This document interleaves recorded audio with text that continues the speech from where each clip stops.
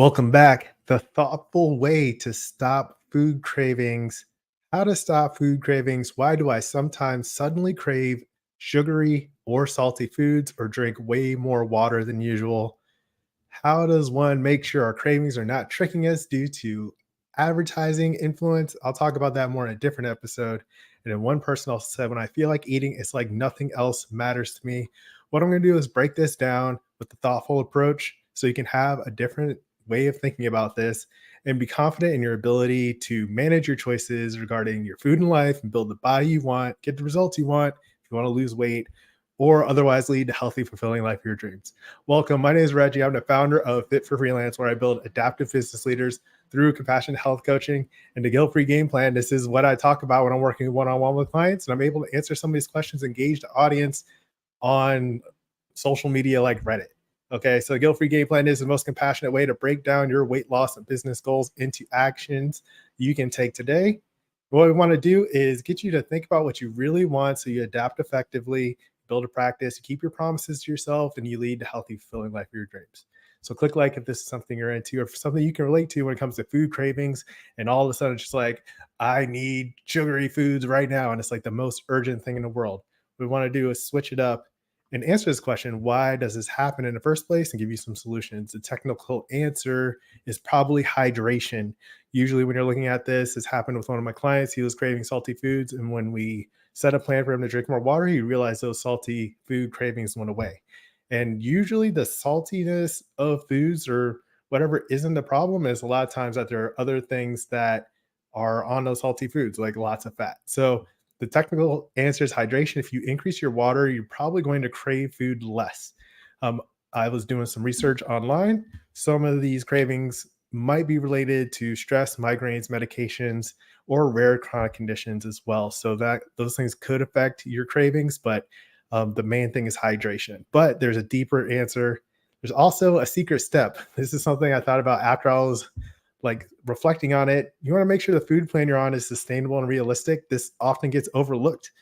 Sometimes when you're starting a new food plan, you'll just get right into it and um, pick something unrealistic that doesn't really work. And you'll be craving food and you'll be like, why am I so hungry? It's because you're not eating and you try to cut like half your calories out in a day. So don't forget this little known secret step. If you want some tips on healthy eating, I've got the plant-based snack pack link below with 5 recipes with healthy foods that you can eat that help you satisfy cravings without like a restrictive all or nothing diet. And now the deeper solution, let's take some time to sift through this. Identifying something as a craving may put you one step out of control of your choice. Or if you don't even identify it as a craving, then you have like no chance. You just kind of want food, it's very urgent, but you haven't even thought of it as craving, or is the first thing you think of, the first word that comes to mind is like a craving, like I need this. Then that's going to make it harder for you to manage the choice in that situation. What I go on to say is, if you never consider the urgency or cause of your craving, you're never contending with the control that you have over the situation, how you can manage it yourself. It becomes, once a craving, something as intense as that word feels and the connotations of it, it's something that's beyond you. It's like a power that compels you to do something that you can't control, right? So if you can get out of that calling it a craving or recognizing it as a craving and instead pick something else, you'll be in much better shape to control your choice in that situation. And then if you don't do that, then you'll feel like you're not controlling. You'll feel mentally weak, like something's wrong with you, like you lack discipline, all the reasons that people get stuck, that you might be getting stuck when it comes to changing your health or how you're eating, is more likely to happen when you feel like you're out of control of this one choice. All right. And so another way to look at this is craving. The word craving itself is often overused. Like sometimes to me, I'm just like, why is it so intense for you right now? Try to relax. Do you possibly just want an experience or have a taste or something, right? Like you can have some delicious burger, or you can want something that you've had. Bacon is delicious, right? Something like that. But when you say you crave it, it's like, okay, like chill out, Cookie Monster is not that serious kind of thing. So be mindful of the words that you're choosing, and that's going to give you a huge advantage in your ability to manage your choices. All right. Stop calling it a craving. If you want to be in control of your choices, that's a key. I could probably make an infographic about that. Click like if that's something you're willing to try right now. Going forward, stop calling it craving if you want to be in control of your choices. Another thing you can do if you're having challenges with cravings is meditation. And that helps you identify the voice in your head. There's like a stream of consciousness for a lot of people. I found out some people don't have a stream of consciousness always talking to them. But if you are having cravings, there's probably a voice in there that's saying, like, oh, yeah, that would be so good. I need this right now. And it's very intense. But if you meditate, if you find ways to slow down the tempo of your thinking, you are able to recognize that voice a little differently and more clearly. So you can think, like, okay, that's not really me. That's just something else. And that craving is more likely to pass if you have a meditation practice. So that mindfulness is very valuable in terms of keeping control of your craving. In a conversation, this person said, we use cravings to describe drug addictions. Using this language surely can't automatically mean we're addicts too, right? And they're kind of looking for reassurance when it came to this. Like, I just have cravings for food. It doesn't mean I'm like addicted to it, right? And I was kind of like, well, that's my point, is that it's very easy to associate that word craving with addictive behavior. And if you haven't thought of it, if you haven't considered it, and you're just taking on that word craving, then you are like one step behind in controlling that. And I've kind of said that a few times, but I want to like really emphasize the different ways that people think about it. Is like, you probably are having some subconscious connection. You want to start to separate that and tease it apart. I mean, if you have a food addiction, that's one thing, and you can explore that. But the first thing to try to see how intense this is, this habit that you have, is to start to identify ways that you might be able to manage it on your own. And then if you need additional support with like a therapist or a dietitian who specializes in disordered eating, then that's its own topic. All right. So that is what I'm talking about here. What I want to do overall with Fit for Freelance is mindfully create systems that let your health support your life. And so bringing awareness to this process, to the language around food and our choices and what we can do, all this is, right up my alley in terms of taking confident ownership of your path to freedom and fitness. So let's get into this a little bit more. First question you can ask if you think you're having a craving, or if you are prone to having cravings often, is asking yourself, what does the healthy, fulfilling life of your dreams look like? All right. So that's probably not restrictive diets. That is probably not being out of control of your food choices. That is, being able to direct yourself towards what you want for yourself and your life. And second, noting how your daily choices support that. And how I do this with coaching is a positive behavior support method. It's kind of like a science, basically, to understand the environments and consequences of decisions you make. What happens, um, things that I would break down in a one-on-one call or in a group call that I'm doing in the new coaching group, is having you understand that process more clearly. So it's not just like I craved it and I had it. And it's like there's no separation there. In order to have more control, be able to manage the situation, you have to understand how it works a little bit more clearly. So questions I would ask about, I have a list of them here: language and intensity, right? Identifying cravings versus like I just kind of want something, or identifying the urgency, the self-talk, ownership, taking ownership of it, empowerment. All these things are a big part of probably one of the biggest steps, especially in terms of cravings. All right. What situations contribute to wanting that food? How are you feeling when you want that food? What happened? Were you watching a commercial? Have you not had anything to eat in a few hours? Was your food plan realistic? What you're intending to eat? All these things are situations that contribute. Are you at a pub and there's wings and all kinds of delicious foods around you that feel tempting, but you feel like you can't have them, right? These are questions to ask about the situation. And then, what is the most effective way to satisfy the desire given the collection of goals and objectives? So once you have that first step of what the healthy, fulfilling life of your dreams looks like and those bigger goals, then you can take a step into it and think of, all right, this is the overall setting. What do I want to do? What do I want to decide in order to stay kind of on track with that and meet this new goal that I have that seems very urgent, that I'm identifying as a craving or a food urge or something like that?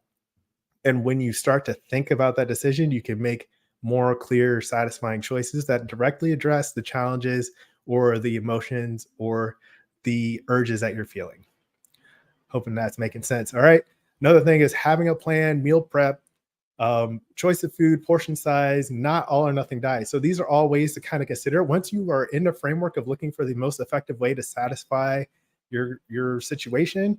Like if you have a plan, that makes it a lot easier. If you have foods ready to go that are in the fridge are easy and healthy to eat, then that's a good way to do it. Your choice of food, right? If you want something a little salty, you don't necessarily have to get like potato chips. You can find other foods seasoned with a little bit of salt or something like that that can be healthier, right? Also, portion size. So if you really, really want the potato chips, or if it just fits into whatever you want to eat, then you don't have to have like a whole giant family size bag of that. You can just portion some of those out in like a little ramekin, and slow down your eating, enjoying what you're doing, enjoying that process. It's a smaller portion size, so you'll be less harmful to your overall goal while you can still meet that initial craving. And then not using all or nothing diets. That's another big part that I'm just not going to have you do, is do something, cut everything out that you really want. That's a hard way to do things. That's going to create more urges, more cravings, more problems. So those are some tips there. Also, what were the emotional, physical, and mental consequences of the choices made? So after you've had that food or whatever choice you decided that was satisfying, how was it? Like, was it delicious? Did you feel good? Did you feel not great? Do you feel guilty after you've overeaten something? Like, identifying this process and the consequences can help you decide what you will do next time, right? And then a lot of people, they'll just feel bad about it and then keep doing the same thing next time they're in the same situation. And that's not effective behavior, and that's not going to help you reach those goals. That's why that first step of identifying what the healthy, fulfilling life of your dreams look like is super valuable. A lot of people just skip over that part. Okay. Then what happens if you keep making these kinds of choices over time? So if you have a mistake and you don't feel good about it afterwards, then that is its own issue. All right. So what I want to do is the guilt-free game plan. We're trying to get you back on track as soon as we can.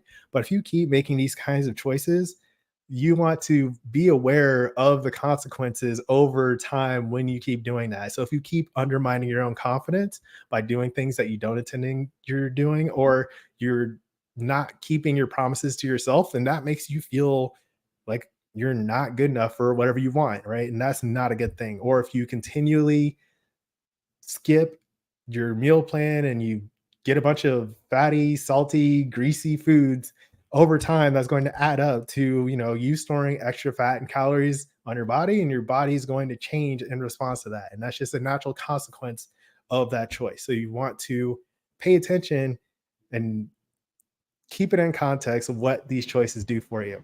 All right. And then also, on the other hand, if you make a more healthy choice, right? If you have a craving, but instead you just have some water or a smaller portion of what you want, you can be like, wow, I really did this. I felt super confident when I made that choice. And I'll do the same thing next time. So then you are building momentum in a positive way and keeping on track with those healthy choices over time. So then over a span of months or years, that's not like 5 to 10 extra pounds of added chips and fat from chips and stuff like that. It's going to be more helpful for you in terms of the healthy, fulfilling life of your dreams. All right. And then that's how you do it. Those are the kind of things that I would go through to have a client explore what the cravings are and what the cravings mean, how they respond to the cravings. But in order to do that, you have to know what question to ask yourself. You have to have accountability to practice new habits as well. And that's what I do on the weekly calls, is having a process, because sometimes you can just skip over these steps and be like, oh, I messed up and I won't do it again next time. And then you keep doing it again and again and again. And you're like, I don't know what's wrong with me. I can't figure it out. That's when you need extra accountability and support. And that's what I do here at Fit for Freelance. So you can learn about the guilt-free game plan below. That is linked, very easy to find. Click like if you like this video.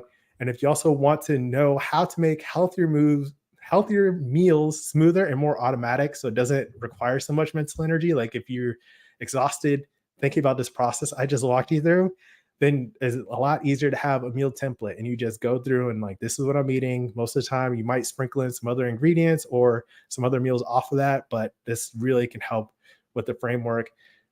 There's a video that you can watch next called Stop the Struggle of What to Cook for Entrepreneurs. You might like that. That's today's message. That's how you stop food cravings with a more thoughtful way instead of feeling guilty or you're mentally weak. So watch that video, click like, leave a comment. Let's chat. And as always, keep practicing. Peace.